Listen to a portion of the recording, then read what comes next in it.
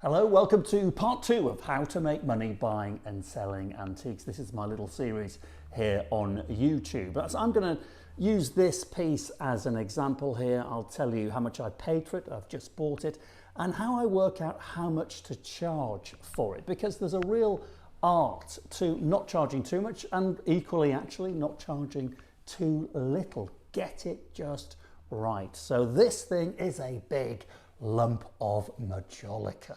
I mean, I adore majolica. You might hate it. I don't care because there's a market for it. It's late 19th century. It's about 1890. Let me tell you how I came to buy it and how much I paid for it. So I got a call from a colleague of mine, somebody I've worked with for many years.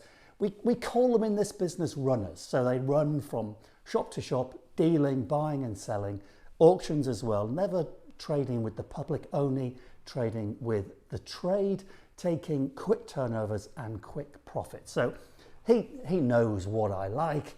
He called me, he said, David, I've got a big lump of majolica. It's French, it's 90 quid. Is it you? I said, yes, bring it over, let's have a look at it. I said, who made it? And he said, it's got a mark on the inside and it's a Denis Rubon. It's French. I went, well, I've never heard of Denis Rubon. I've heard of Denis Roussos, but never Denis Rubon. Bring it in.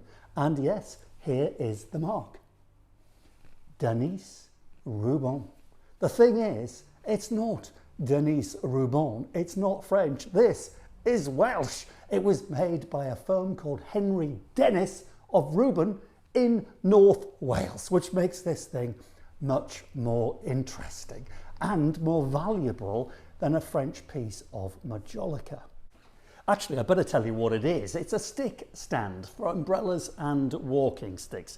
It looks like a chimney pot, but it's not. It's got a drill hole on the base there so the water drains out. So that's what it is. You put it in a hallway. So height of fashion, 1890, still sort of trendy now. I like these vivid, crazy dripping colours.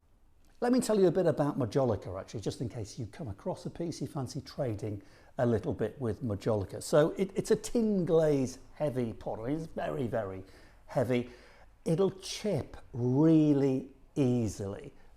The great thing with majolica, you can get away with some chipping as opposed to other pottery and porcelain pieces where damage, repairs, restoration chips and that kind of thing is basically the kiss of death. When it comes to majolica, yes, it will affect the price a little bit, but you can get away with blue murder with majolica because it is known to chip. And out of interest, the reason why we call it majolica is because it is an anglicised corruption of the earlier type of pottery called majolica, which came from southern Europe, Spain, Portugal, and was around hundreds of years ago. In the 19th century, the Americans and the British really got into this majolica thing and started making their own form of it.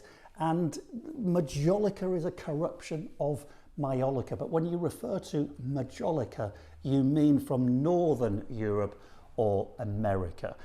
But when you're looking for majolica, always look for marks. We know this is marked, and marking makes a big difference with majolica because in the 80s, maybe even into the 90s, there was a lot of reproduction majolica pieces coming in from the Far East and all over the place with no markings on them. Markings make a big difference. Of course, they've got to be right, but look out for markings. If you see a factory mark, simply Google it, search it online, get all the information you need. But markings, remember, with majolica are really very good.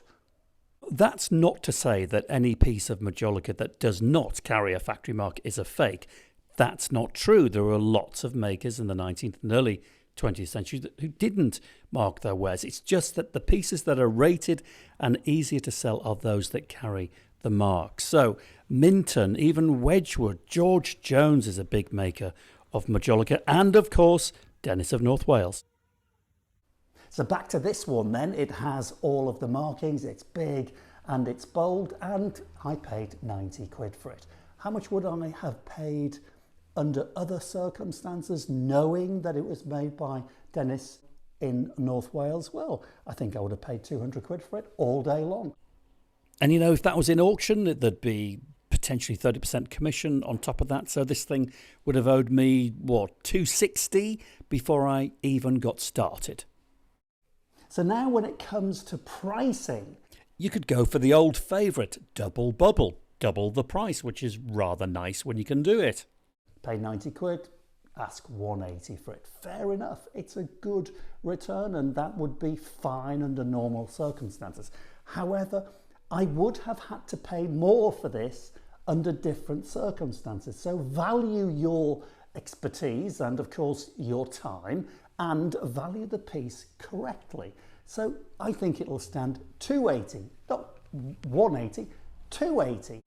I mean, seriously, just take a look at that thing. It's worth every penny of that, and on another day, an awful lot more. Look, it's just that I bought it at the right money, which is exactly what I'm supposed to do. But what about the maker? Dennis, the firm from North Wales, are known more for producing tiles, glazed tiles, exactly the same material, but in the later part of the 19th century, when this was made, they diversified into jardinières, big planters, and great big lumps like that. And the shape is great. It's got that bulbousness to the base. I mean, the chances of knocking that thing over in someone's hallway is pretty remote. It's a bomb-proof lump of flash. I adore it, and it's rare.